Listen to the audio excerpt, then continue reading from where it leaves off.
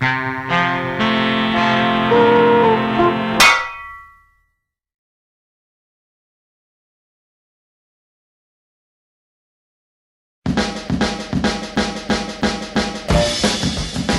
name's Mike Ellis.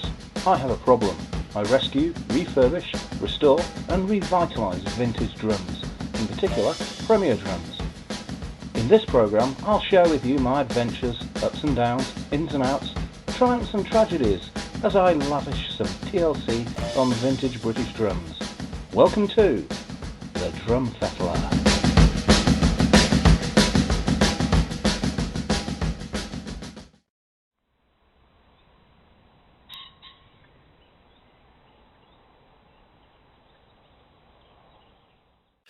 Hello and welcome to the Drum Fettler. I have some important news for you and I'd like to share it with you, my loyal viewers, because I consider you to be my friends. My family. Well, more like a family member that you keep in the attic under heavy sedation. After struggling with my identity for many years, I feel the climate is right at this time for me to tell you I'm re-identifying and coming out. And I have someone very special I'd like you to meet. Come on, sit down, make yourself comfy. There we go. Right. You okay? Yes, fine, thanks. Right, I have a short prepared statement. We have a short prepared statement to clarify our situation. After many years of denial and trying to fit in, the time is right to tell you all we are regendering as stereophonic. We hope you will be supportive of our decision, and our lifestyle choice will give hope and confidence to those of you still struggling whilst leading a false monophonic life. We would like to make it clear we are exclusively stereophonic, and would appreciate it if those of you who are quadraphonic do not bother us with invites to your special parties. We are not interested, but we wish you all the best with your lives. Perverts. In closing, we would hope that our courage will inspire others to do the same, and we invite you to join us in a day of protest outside the Little Throckmorton Town Hall next Tuesday at 11 o'clock to draw attention to the Council's poor record of support of the stereo community. Thank you. Thank you. Okay, right. Well, let's go on with the show. Why can't I say that? It's my show. Our show? Well, that didn't take long. What do you mean? I'm the one who's done all the work. You call this work? Well, maybe if you didn't laze around in bed all day. I have to catch up on my sleep because you snore like an asthmatic walrus. So do you. That's only because you smoke so much. So do you. And maybe if you laid off the donuts for a while and found out where the Rivitas are kept, I wouldn't be such a fatty. So it's my fault you're a chubster. Oh, you bastard. Oh.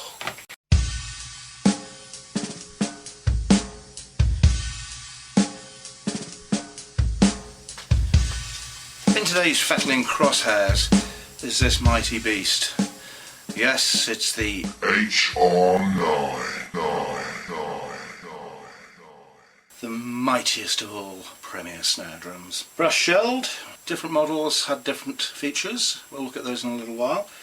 This is a Mark 1 with the birch inner liner. It needs some love. The hoop, as usual, is in a pretty poor state. This is because Premier chromed these aluminium stress rings, and as we know, chrome and aluminium are not good bedfellows. Will always fall out and part company sooner or later.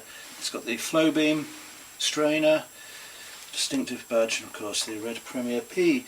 There's not a lot we could do about the aging of the brass because that's what brass does when it gets old. The hoops, I'm going to have a go at cleaning those up and polishing them, seeing if I can get them looking a great deal better with all this flaky chrome. That I'm going to try and deal with. The bottom hoop is in much better condition, so that's probably just going to need a regular polish. There's wire missing on the snares, but that's not the end of the world. And the mechanism works fine, so that doesn't really need anything doing. That means that the inner casts and everything are okay. I'm going to be taking a look at the flow beam the history thereof, just to highlight some of the things that you need to look out for, because there are some things that regularly go wrong with the flow beam mechanism. There's some things that you need to watch out for.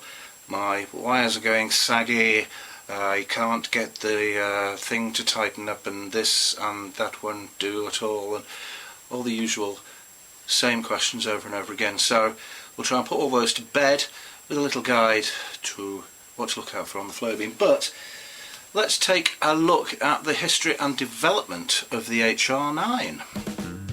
The HR9 was introduced in 1987, Premier's self-proclaimed Year of the Snare, and was considered the flagship drum in their snare drum range at the time, appearing solo on the front cover of their 1987 brochure.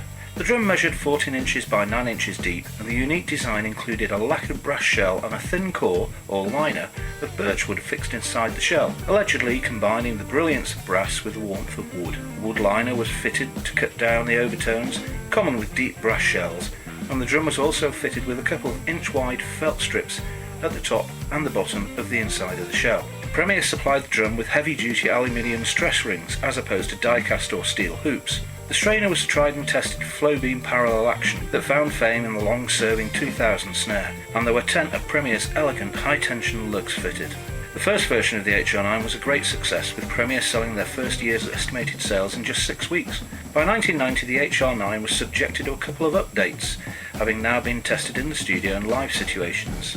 Namely, the birch and liner was dropped, the flow beam strainer was dropped in favour of the more conventional 0642 lever strainer, new thicker tone belts were installed inside the shell, and the model number was changed from 2029 to 2039. The drum remained unchanged until 1993, when further updates resulted in the 0648 lever strainer being replaced by the then new Signia 0610 quick release mechanism. The heavy duty stress rings were also replaced with 1.9mm steel hoops, and the model number was revised to 2019. The 1994 Premier brochure was the last time the HR9 was listed. In recent years there's been a groundswell of interest in the HR9 as more and more find their way onto the open market. Many have unfortunately suffered from lacquer rash, probably due to having been stored in less than ideal conditions. The HR9 is best left alone to age gracefully.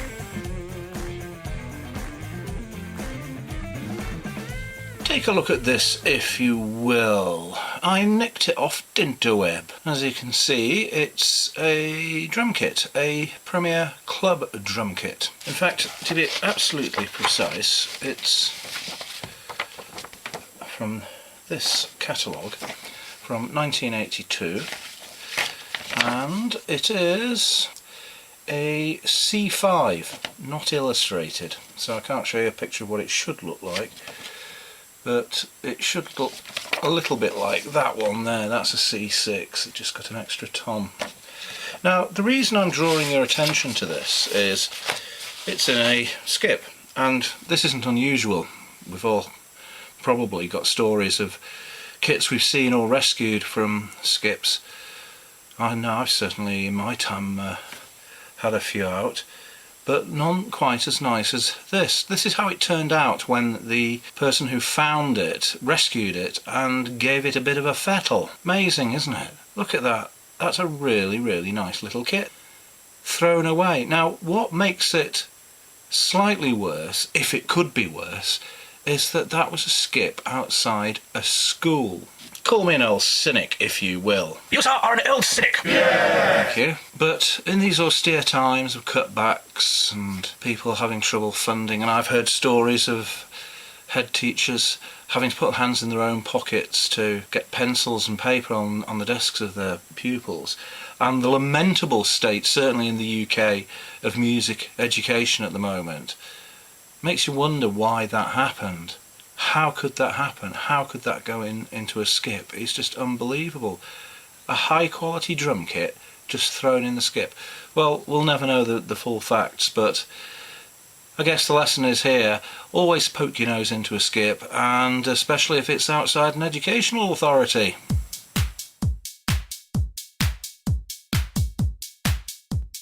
People often say to me, Mike, put your clothes on and get out my house. People often say to me, Mike, how do you get those old, rusty, deteriorated backwashers so shiny? Well, I'll show you. First job is to clean up these back washers for the lugs, make them look presentable and a little bit shinier. To clean the rust off the back washers, I use a brass wire wheel in a hand drill. Well, I think that's looking a lot better. Only another 15 to go. Once I've got all these lug washers cleaned up, they will obviously be fitted inside the drum. They are an untreated steel, that's why over time they get discoloured, sometimes quite rusty. But what I'll be doing is, once they're attached, the inside of the shell will be getting a coat of lacquer anyway. The coating of lacquer will seal the washers and stop them from going rusty in the future.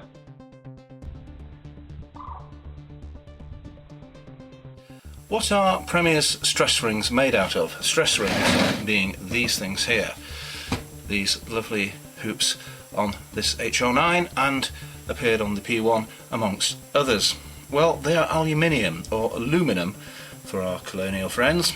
I don't know how they were made for sure, but I'm told that they are cast aluminium. If you know better, please let me know, and it would be useful if you had some sort of way of proving it, because I do like to give out the best information I can. Really need to get to work on this HR9. Now, there's a few jobs that need attention, and one of them, well, the biggest one, is the hoop, needs cleaning up. The other one is, where is it? The badge. Now, it's a bit loose, and I'm not entirely sure what I can do about that, because it looks like the plinth is bent. I might be able to get away with tightening up the grommet in there, but I think, oh yes, it does go all the way. Of course it goes all the way through. Silly thing. Yes, I might get away with just tightening up the grommet with a grommet tightenerization tool. So we'll see, we'll have a go at that later. But the first thing to do is we need to get the hoop off and have a look at cleaning it.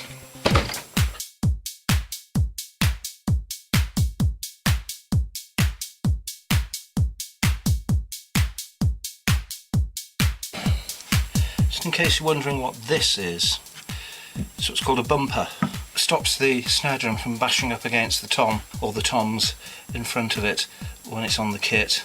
Just goes underneath the head of the tension rod, and Bob is most indeed your uncle. Nice little doobry there. Everyone should have one.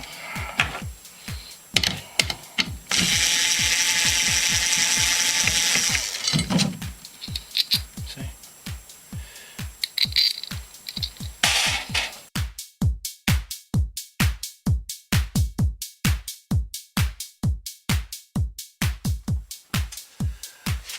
I'm sure you will recall, recently we were talking about Lokfast stands in all their variations and configurations, etc. And one of them that we talked about, but we didn't look at in great detail, was the floor standing tom stand. The double tom stand is not uncommon, but the triple tom stand is a bit of a rare beastie, and I happen to have one right here. It is the heavy duty version because it's got the screw down spikes and the steel disc feet. It also has, which not many people realise, and it's important to remember, that the tom stands, both in their double and triple form, had the shorter oval stem at the bottom, which is the same size as the snare drum stand. This, I presume, was to allow a greater up and downiness on the tom stand, because if you had the full length one of, say, the cymbal stand, which is approximately the same as that bit there, then it would come to about here. That's one thing to look out for. If you ever buy one and it's got the long bit, it's got the wrong bit. Yes, long bit, wrong bit. Great, then we understand. Anyway, the important bit is up here. Now, as you can see, it has the normal two toms. Let's just turn that around so you can see a little bit better. It has the normal two tom arms there, but this is the interesting bit. The cap, which normally goes here, has been replaced with this fixed tube, and into that goes this hand nut and eye bolt. Now that's the arm, the third arm, and unusually for Premier it's a hex. It's not something that we see very often, if at all, on Premier gear, even the old stuff. It's basically a hex rod with the top casting off a cymbal tilter, and then a new little design bit there that goes to part of a tom arm. So there's quite a lot of thought and redesign went into that. And this bit is just which is not ideal, because when you're packing down you've got to leave that in, because if you take that out and throw that in your case, that's going to come out. And that's just the normal eye bolt and hand bolt there. Now there was, of course, a quad version of one of these, which I don't think I have, but if I do find one, I'll get it on camera, see if I can coax it out of its hidey hole, and we can take a look at that as well. But why would I want a triple tom floor stand, I hear you say? Well, you don't have to mount 3 toms off it. You could have 2 toms and a splash cymbal. In the 90s, Premier made these lovely dinky little boom arms. Now I've changed the boom on this, as you can see. It's not the later one with the big tilter on it. This is the earlier Lokfast style one, but that's just personal preference. I happen to have this, came in with a load of parts. Someone had cut it down for nefarious reasons of their own choosing, and this would go on here thusly, and there you go, splash cymbal between your 2 toms. Or you could put a ride cymbal off here. The adaptations are endless. We've already talked about this anyway. I hope you were paying attention. That lots of stuff pre-Yamaha and some of it post-Yamaha, as proved by this little cymbal arm, are interchangeable. The sky's the limit. Well, your imagination is the limit. Well, your budget for spare parts is the limit. Well, you know what I mean.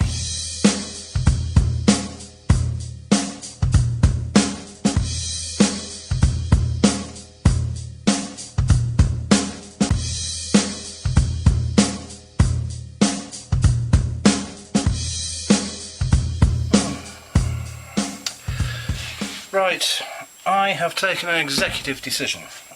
It is sort of improving things ever so slightly, with the emphasis being on slightly. I am going to see if I can find a local chap or lady who will strip these down and polish them for me, because this is a bit beyond me and the brass wheel. So we shall move on. We shall move on to another aspect of the HR9 which needs my living attention.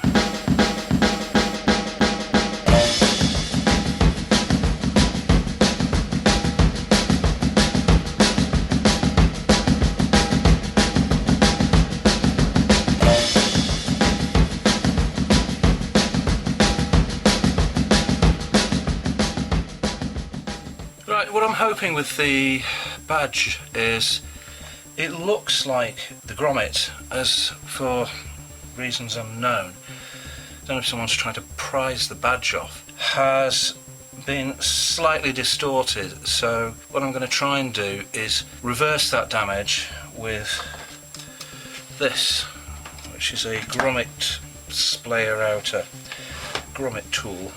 I'm hoping that the badge will be encouraged back into place without me having to take everything out, because it's all the way through the shell and the inner liner. Let's go. So I have the grommeterizer, and I have the right socket there. I have a ring spanner for the bolt on the other end that goes there. So, I mean, what could possibly go wrong?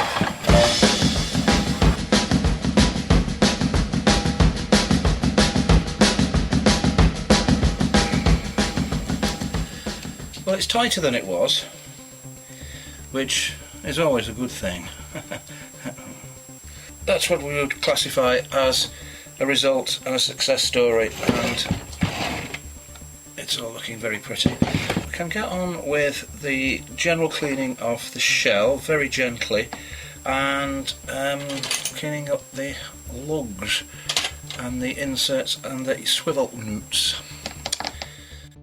Go on, admit it, you want one, don't you? Well, who wouldn't? I mean, anything that measures 9 inches is worth having, eh? For missus. Oh, I'm terribly sorry about that. Normal service has been resumed.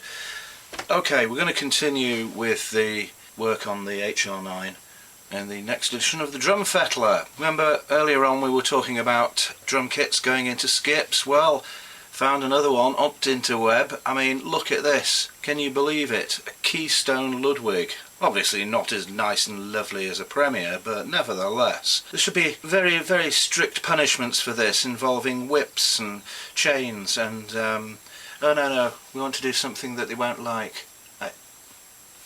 Anyway, don't throw old drums away, you blithering idiots. Well, actually, yes, do throw them away. Don't walk past a skip without looking inside to see if a blithering idiot has thrown a drum kit away. Get in there, rescue it, but not if it's pearl. Set fire to it if it's pearl. You know it makes sense.